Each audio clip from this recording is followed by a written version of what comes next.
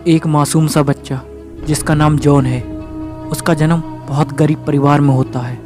उसे पैसों की बहुत दिक्कत होती है। जहाँ उसके साथ वाले पार्क में खिलौनों से खेलते हैं, साइकिल चलाते हैं, वहाँ ये बैठकर उन्हें देखकर ये सोचता है कि मेरी किस्मत में ये सब कुछ क्यों नहीं है। और ऊपर से मेरा कलर भी थोड़ा सांवला है।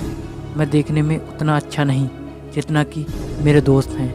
लोग उनसे बात करना और उन्हें खिलाना पसंद करते हैं, वहीं मुझसे बहुत कम लोग बोलते हैं। पता नहीं मुझसे क्या गलती हो गई जो कि मेरा नसीब ऐसा है। इन सब चीज़ों के चलते वह बहुत उदास और गुमसुम रहता था। वह पास के स्कूल में पढ़ने भी जाता था। स्कूल में भी उसके बहुत कम दोस्त थे। इस बच्चे को हमेशा ये चिंता रहती कि उसके पास इतना पैसा भी नहीं, वो अगले चलकर कैसे अपनी पढ़ाई पूरी कर सकता है, क्योंकि पढ़ाई में पैसे लगते हैं जो कि उसके पास नहीं है। पढ़ाई में भी जॉन अच्छा खासा स्टूडेंट था। उसे पढ़ाई करते समय बहुत अच्छा लगता था। जॉन के स्कूल में हर 5 साल एक फंक्शन होता था जिसमें 2-3 बच्चों को स्कॉलरशिप मिलती थी। उन्हें अगली साल की फीस नहीं देनी पड़ती थी और वहीं उनके स्कूल वालों को पैसे मिलते थे जिससे कि स्कूल और भी अच्छा हो, बच्चों को ज़्यादा से ज़्यादा सुविधा मिल सके। पूरे स्कूल में से सिर्फ 10 बच्चे जो स्टेज पर जाकर किसी शानदार टॉपिक पर स्पीच देते थे। एक जो बहुत बड़ा बिजनेसमैन था, वो उन 10 लोगों में से किन्हीं 3 लोगों को चुनकर उन्हें स्कॉलरशिप देता था, यानी कि उन्हें अगली साल को कोई भी फीस नहीं देनी होती। वही बिजनेसमैन पूरे साल की फीस देता था और स्कूल वालों को भी कुछ पैसे देता था। स्कूल के टीचर इस फंक्शन के लिए बहुत तैयारी कराते थे जिससे कि 10 बच्चे स्टेज पर जाकर बढ़िया से बढ़िया स्पीच दे सकें। फिर सभी टीचरों ने अपने अपने क्लास में एक टॉपिक दिया और कल जिसने भी इस टॉपिक पर बहुत अच्छे से स्पीच दी उसे हम सेलेक्ट करेंगे और वही फंक्शन में भी स्पीच देगा। अब जॉन के दिमाग में एक ही बात चल रही थी, अगर ये स्पीच मैंने दी और मुझे स्कॉलरशिप मिल गई तो 1 साल तक मुझे कुछ फीस नहीं देनी पड़ेगी। मेरे 1 साल के पैसे भी बच जाएंगे जिससे मैं आगे पढ़ सकूँगा। अब सब बच्चों ने अपनी अपनी स्पीच तैयार की।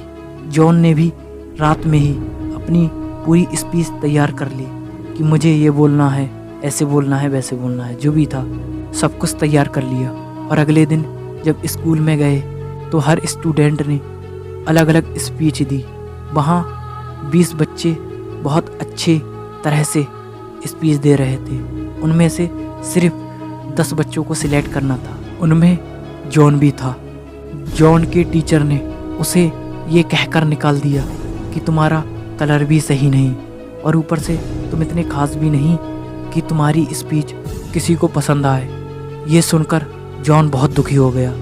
अब वो टीचर से रिक्वेस्ट करने लगा कि सर मुझे मौका दे दीजिए। फिर भी उस टीचर ने जॉन को मौका ना दिया। अब जॉन बहुत परेशान हो गया और जॉन अपनी किस्मत को दोष देने लगा। काश देखने में मैं बहुत अच्छा होता, मेरे पास भी पैसा होता तो मुझे ये दिन देखने ना पड़ते। मेरी किस्मत ही खराब है, पता नहीं मेरा ज़िंदगी में क्या होगा। जॉन ये सब सोचकर खुद को कोस रहा था।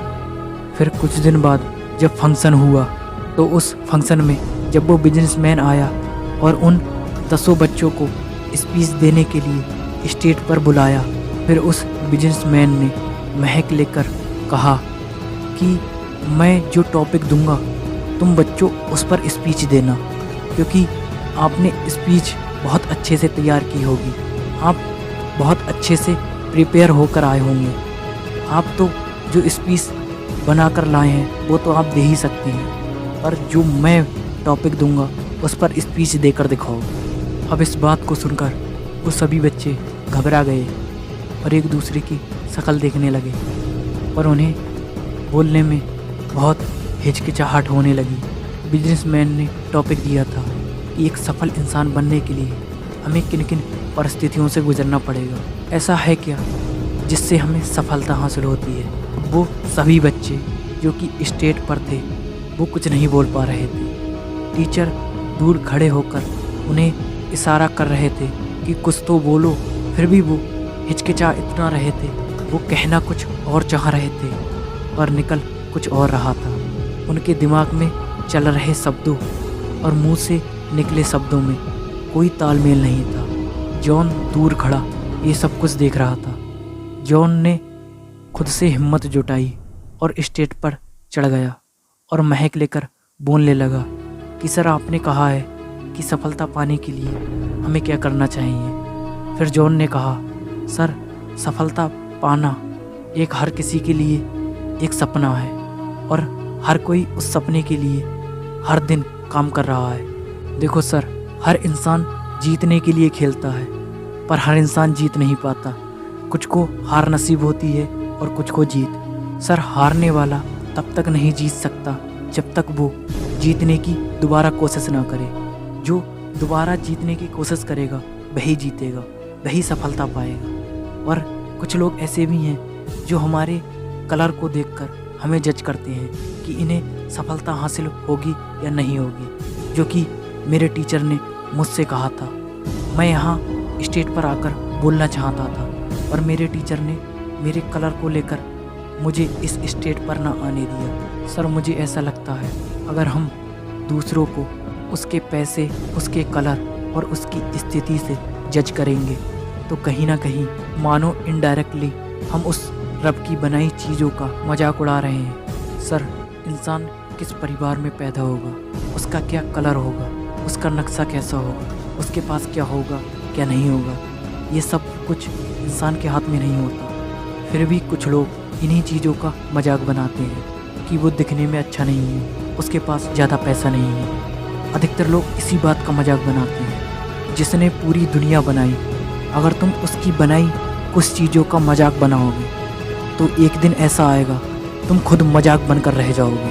अब बिजनेसमैन जॉन की इस बात को सुनकर, इतनी प्यारी स्पीच को सुनकर शौक हो गया।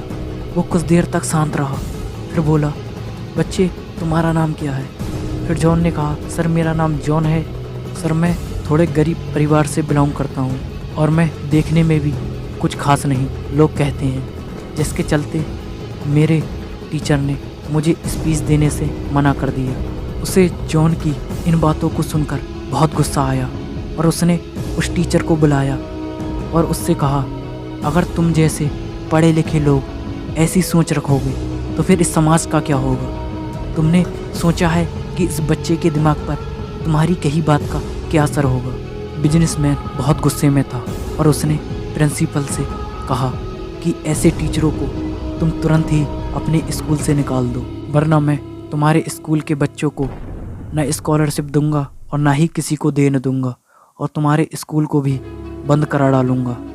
और बात रही इस बच्चे की, तो इसकी पूरी ज़िंदगी की पढ़ाई का खर्चा मैं उठाऊंगा। ऐसे बच्चे बहुत कम होते हैं जो खुद को जाने और खुद की स्थिति को पहचान कर आगे बढ़ने की कोशिश करें। फिर जॉन बड़ा होकर एक सफल इंसान बना। अब देखो, हमारी ज़िंदगी हमें भी मौका देती है, बस हम सही समय का इंतज़ार करें और कोशिश करते रहें। सफलता हमें भी हासिल होगी, भले ही हमारे पास कुछ हो या ना हो।